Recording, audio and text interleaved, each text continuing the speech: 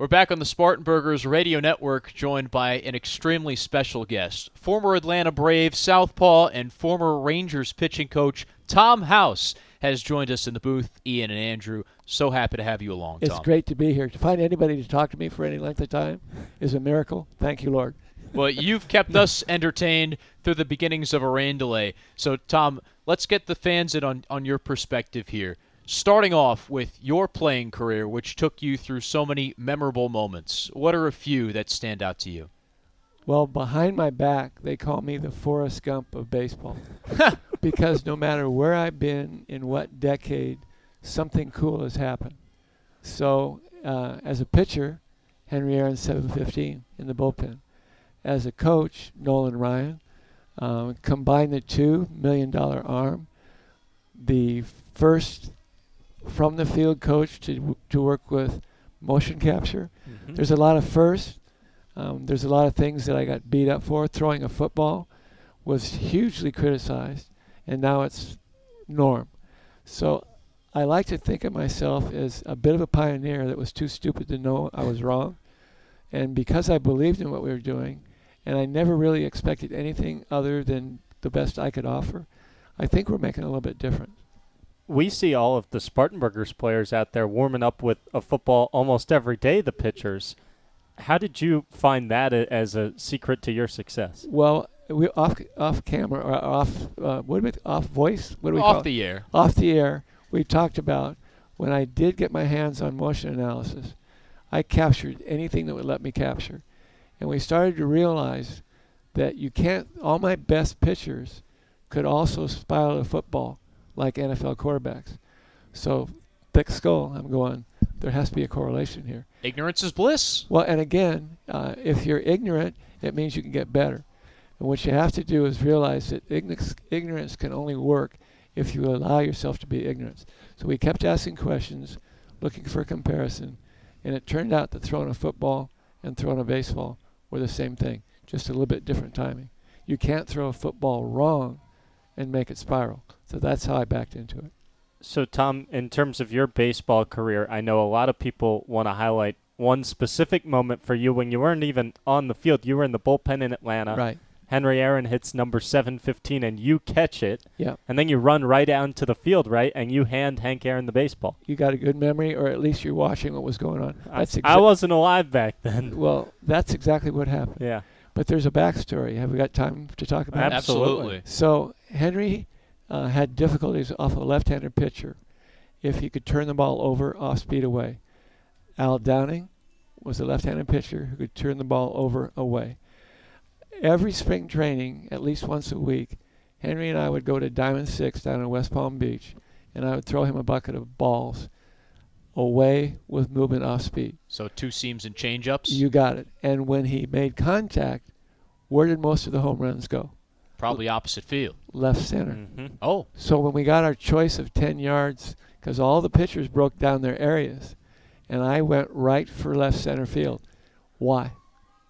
So you can catch Hammer and Hanks. The smart little lefty. I had second choice. I could have been right down the foul line, but I'm thinking Al Downing is not going to give him anything to pull. So off of me, where does Henry hit most of his home runs in batting practice?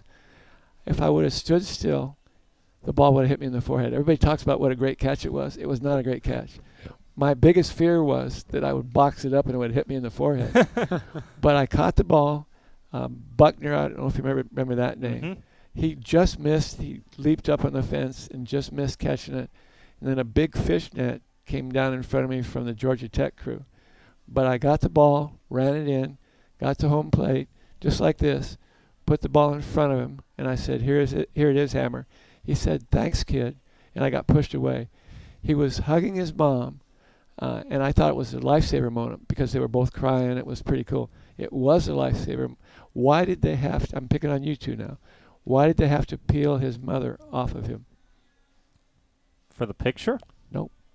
Death threats. Oh. Wow. People don't realize what a mother will do for her son. In fact, I've never seen an athlete on TV turn around and say, hi, Dad. So we knew that from the inside, and it's very seldom written about because it's just not politically correct. Nobody wants to remember that kind of stuff. Yeah. But that was one of the things that sticks with me today. Just being in that, that's what I remember most about that night. It was nice to catch it. It was nice to have Sammy Davis Jr. offer me $25,000, which is more than I was making as a player. Yeah. But the thing that sticks with me the most is that mother-son thing, where in their private moment, they shared a tear together over one of the best events that's ever happened in baseball. Credit to you for turning down the Rat Pack. That's a Yeah, it's but a I tough didn't ask. know. I'm not a money guy. Yeah. All I could think about was getting it back to him. When I got home, my wife said, "You dummy. You realize that you gave away $25,000?" I said, "Yeah, I did. I'm sorry. But I would do it again the same way." So with all of that surrounded Hammer and Hank, what was he like as a player in the clubhouse on a day-to-day basis? Quietly competent. He got the most fun out of playing spades or hearts with the guys. If you didn't know it was Henry Aaron, you wouldn't know. He was one of the guys. But what I saw out of him, when you read the box score the next day, he was quietly good at everything, probably the most consistent day in and day out. I never saw him make a mental mistake. We all made physical errors. But not only was he a great hitter, he always hit the cutoff man. If you needed a base stolen, the year that he was 40, he hit 44 home runs and stole 30 bases. And you didn't realize he stole a base till you read the paper the next day. Mm-hmm. So, yeah, quietly competent. Tom House, pitching legend, with us on the Spartanburgers radio network. Let's step forward from Hank Aaron to Nolan Ryland, who you took under your wing and turned him into one of, if not the greatest fireballers of all time. What was the Express like as a person? Here's the deal. I don't want to take any credit for it.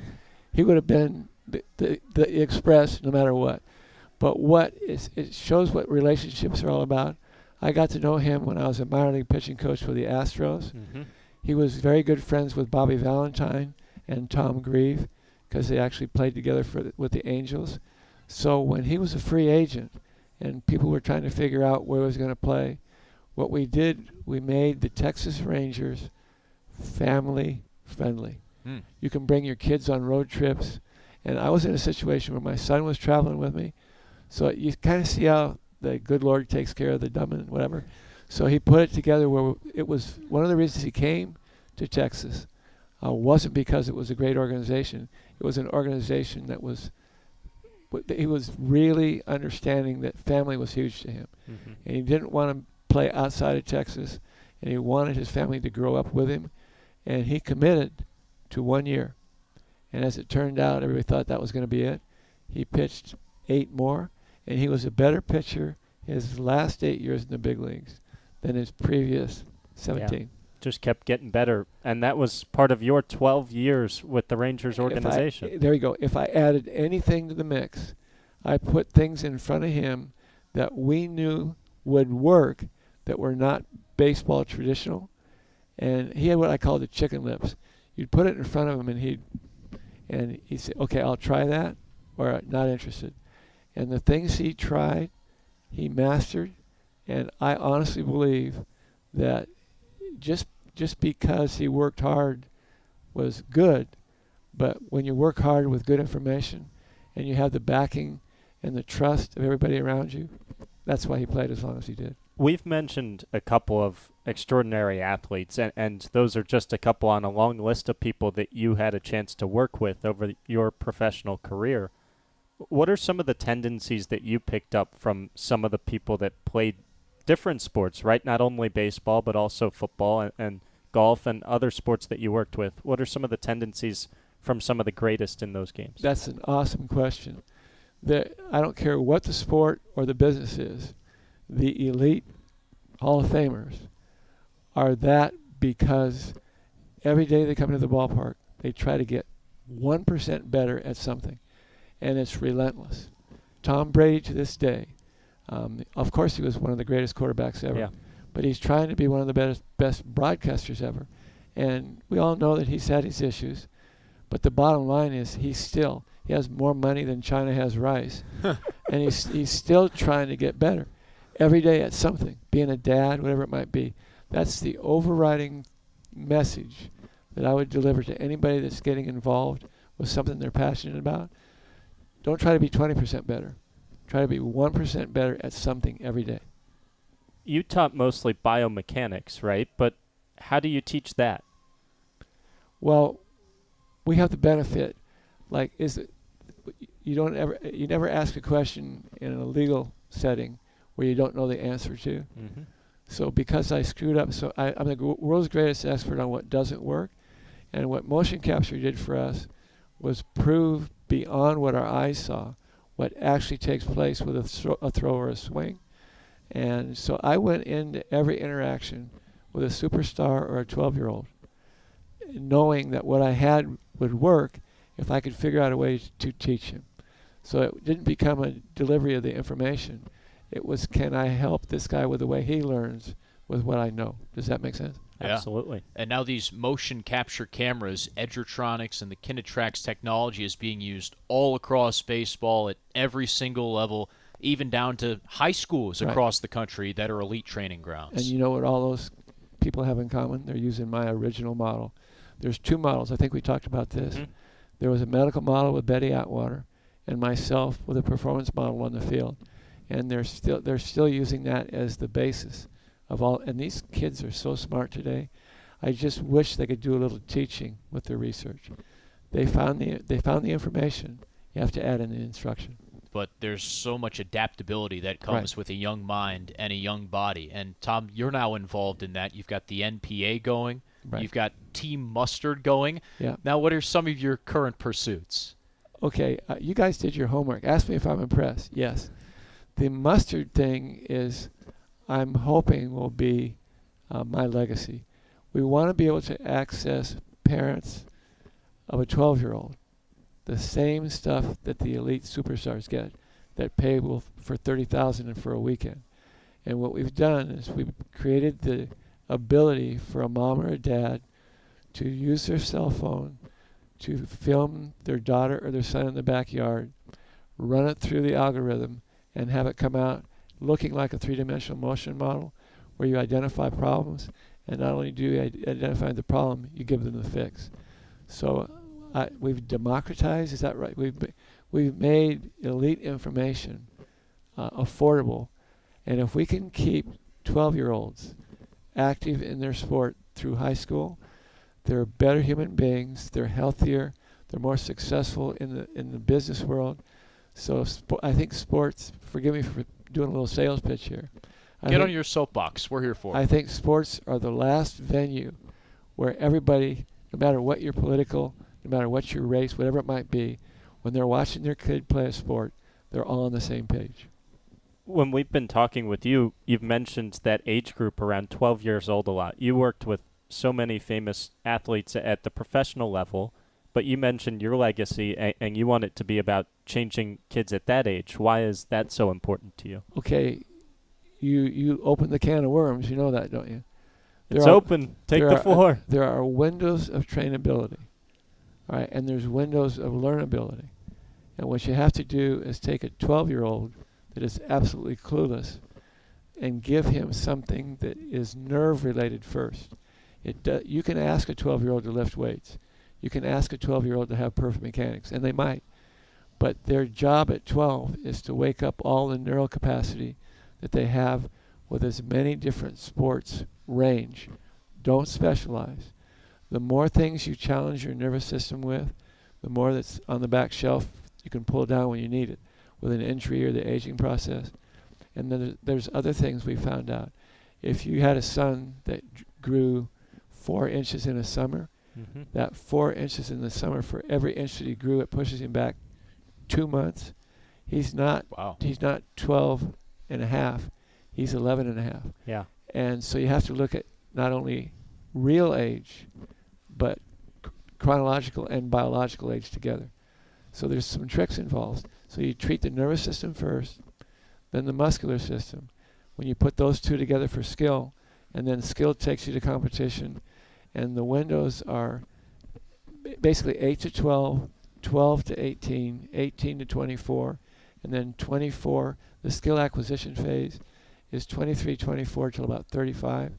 And then there's a whole new market that we kind of discovered on our own. The 45-year-old athlete who has led the world in telling organizations that he can be competitive till he's 45 to 50. We did it with Nolan. I had 7 pitchers when I was with the Rangers that pitched into their mid-40s. What do we know about Nolan? They told him he was done when he was 39. Mm-hmm. The last pitch he threw in Seattle was, if I remember correctly, was 97 miles an hour. Mm-hmm. His last pitch in pro ball at age 47 was 97. Duh. Go figure that. Well, this week, I watched Novak Djokovic play 5 hours and 15 minutes at Wimbledon, and he's still doing it. Yeah, and he didn't get beat because he didn't have the tool. His recovery. Mm-hmm. With the aging process, we spend more time on recovery with the aging process. And there was he was valiant. He battled actually the best tennis player in the world and held his own, but it was a foregone conclusion that he just didn't have the physical capacity, the energy to survive another match like that. Yeah. I think there are 25-year-olds like me that are also clueless. I just want to put that out there, and somehow, some way, we make it through life and keep on going. But that's being unconsciously competent. So what you have to do is surround yourself with people that will support you no matter what you do, but let you know when you're going down the wrong path. And it works. So, again, sales pitch: faith, family, friends, and affiliation. Yeah. You've got it right here. Just walking around and meeting everybody. Even the people that are, I don't even know what you call them, ushers. Yeah. They are unique to themselves. Whether it's South Carolina, I'm a California boy. Yep. Where whenever you're talking to anybody, they're looking over your shoulder for who's got the bigger house, whatever it might be. The people here in Spartanburg are like real, authentic people. My wife and I can't believe it. We've been here since November. Mm-hmm. Best decision we've ever made. I think it's a Rangers thing, too, finding people that are true to themselves, authentic, that they stick to the Rangers' core values. What values did you notice throughout your 12 years with the organization? Well, I was blessed because Tom Grieve and Bobby Valentine were kind of my mentors. Mm-hmm. And they allowed me to be as weird as I wanted to be as long as we were improving the product. What they were trying had failed miserably. I guess they were last place for 3 or 4 years in a row. When Bobby and Tom took over, they opened the ideas to everybody. They scouted different. They prepared on the field different. And within 3 years, they were competitive. And I think by the time Bobby and I got fired, which always happens, they were under Johnny Oates. I think they went to the World Series 2 or 3 times. Yeah. So, again, there has to be, what's the greatest right we have? And again, I apologize for preaching here. The greatest right we have is the right to change. What's the hardest thing for us to do? Change. So don't be afraid of change. Tom House with us here on the Spartanburgers Radio Network. Some people might recognize your name from the movie $1 Million Arm. Yeah. That's one of your crazier stories in life, I have to imagine, is taking what you've learned about biomechanics and then trying to bring cricket players to try and pitch a baseball. Yeah, and it started off to be a reality show where I think they tested 30,000 young male Indian kids, Mm-hmm. and they found 5 that could come close to throwing 95. Anybody could throw harder than 95 would have won $1 million. Mm-hmm. Nobody could break 95, but they had 3, eventually 2, that agreed to come to the United States and work on campus at USC with me to see if we could get them to break 95 and sign a pro contract. It took us 7 months, and the Pittsburgh Pirates pulled the trigger, not just because they could throw 95, but the marketing, they sold more gear, memorabilia stuff over there than the Pirates had ever done anywhere before. So it was a win-win on all accounts. We got lucky because we got 2 great kids that everything we told them to do, they did. They tried to get better every day. They learned to speak the language. These were kids that thought the glove was to keep the throwing hand warm. They caught with their meat hand. So they knew nothing. And because of that, after 7 months, they both signed. I think they got $50,000 each. I got paid $25,000. I just threw it back in the pot so it would go to the kids. What they did is Rinku got involved with other sports. Dinesh bought a couple of trucks for his dad and opened a baseball academy. Now, Dinesh is the best baseball coach in Mumbai. He's the only baseball coach in Mumbai. But there's a thumbprint over there. Dinesh is now in the I don't know much about wrestling, but whatever the entertainment one is, where they fake wrestle, but WWE. whatever that is, he's involved with that and doing very well. But here's two kids that had the country of India on their backs, and they survived and were really great kids. It's an unbelievable story. And from your perspective, it seems like, having watched the movie, a lot of what is portrayed there is really true. No, it's true. And to this day, Bill, I'm drawing a blank on his last name, played me, and my wife still says that he plays a better Tom House than Tom did. So that's great. Anyway, all good. Who are some other people in the film industry that you've worked with to create baseball movies and put those scenes together? It's kind of a combination effort. The cool thing about Hollywood, all politics aside, all entertainers want to be baseball players or football players, and all football players and baseball players want to be entertainers. So I sit on that perfect spot where I can help both sides, and all I've been is a facilitator to put people with the good ideas together and then fill out the detail. An intermediary extraordinaire, so to That's all I speak. am, is a delivery of whatever information is necessary. You've covered so many different areas, whether it be sports or away from sports in your life, right? You've spent time around Hollywood with baseball, with biomechanics, and lots of different sports and outside of sports. What are some of your favorite memories and things that you've gotten to do? There are almost too many to remember. All I can say, I've never been bored. I think Seems like it.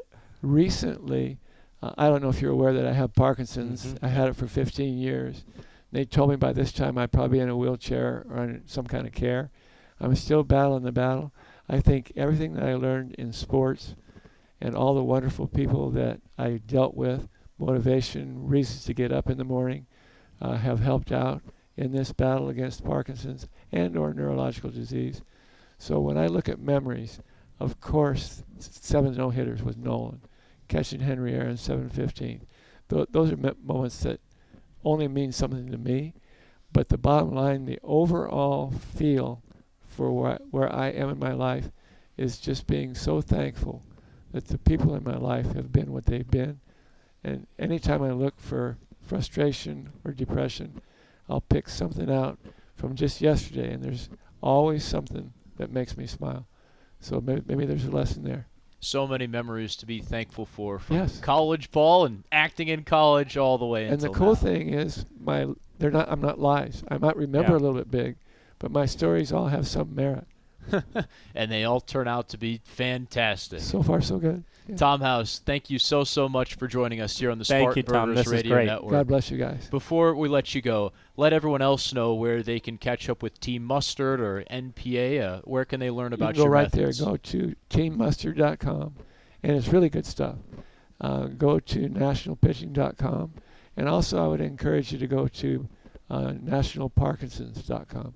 They're all intermixing and helping each other. That's Tom House, everyone. Former pitcher with the Braves, former pitching coach for Nolan Ryan, the backstory behind the $1 million arm, and so much more. Tom, again, thank you for your time. Guys do a great job. Thank you, Tom. We'll be back in a moment on the Spartanburgers Radio Network.